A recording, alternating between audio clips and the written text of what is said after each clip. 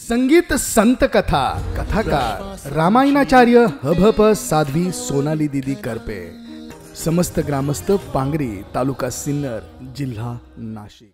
अलंकापुरी पुण्यभूमि पवित्र, तिथे नांदतो ज्ञान राजा सुपार। तया आठविता महापुण्य राशी, नमस्कार माझा श्री सद्गुरु ज्ञानेश्वरासी।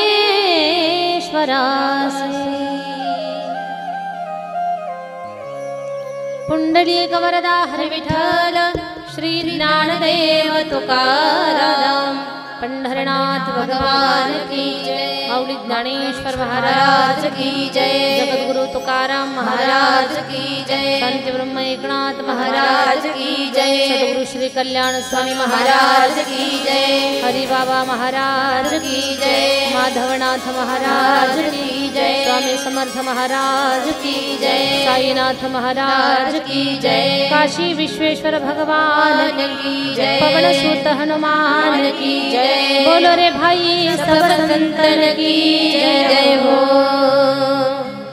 हर हर हर हर हर हर महादेव।